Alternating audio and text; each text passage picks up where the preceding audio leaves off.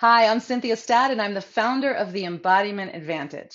Now, the name of this company, the Embodiment Advantage, certainly begs the question, what is embodiment, and why do I think it gives you an advantage? Here's the scoop. I was really curious, and I wanted to know what other people think the definition of embodiment is. So while I've been on stage giving keynotes over the last year, I asked the audience. Here's what I heard. First and foremost, many people think embodiment is the body. But I also heard things like that embodiment is mental activity, like knowing something or meditation. And I heard this one a lot, that embodiment is when a person represents something, like they're embodying the truth. I like all of these. And I want to give you my definition for what embodiment is. Here's a clip while I defined it on stage. As I share with you my definition for embodiment, I invite you to open your mind that embodiment is even bigger than what you think it is. Now, at its core, embodiment is about the body. I mean, look, there's things you can squeeze. There's things you can move around and play with. There's things you wish didn't move so much. Your body's primary function and purpose is to give you a physical experience. So your physicality is viscerally tangible with sensation and movement and pleasure and pain. And it is also tangible, but less obviously so, with thoughts and squirrely things called emotions, and an even more squirrely thing called your spirit. Your embodiment holds all of it.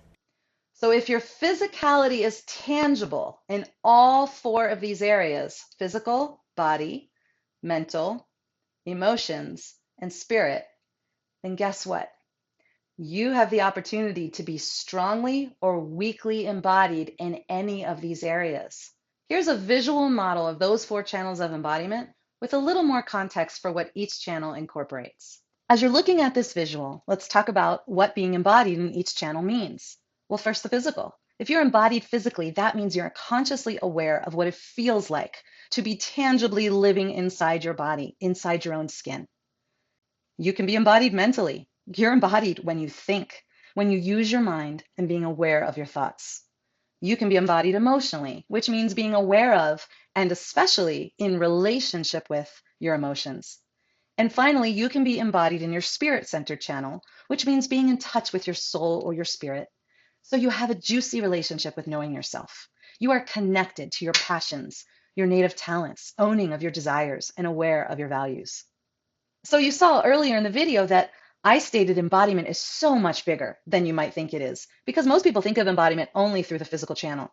But indeed, you can be strongly or weakly embodied in each of the other three channels as well: mental, emotions, and spirit-centered. Okay, now let's get to the second half of that company name. Why is it an advantage to be embodied? What's it going to do for you? Well, does anyone here not have a body? Just checking. There could be ghosts in the room. Your dead grandmother could be chiming in right now. So we have bodies, which means our goal is to be as strongly embodied as possible, because strong embodiment is being fiercely self-connected. And self-connection means you are in a deep, highly aware, engaged relationship with yourself in each embodiment channel: physical, mental, emotions, and spirit-centered. So today, I'll leave you with the idea that not only is it an advantage to be strongly embodied, which means being fiercely self-connected and in a tight relationship with yourself, but I'm going to suggest it's actually crucial to be strongly embodied if you want to be a successful, grounded, happy, and high-performing person.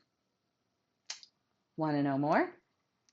Send an email to contact@cynthiastadd.com and let me know what aspect of this teaching you like the most, and I'll make you another video. I wish you a strongly embodied and self-connected day.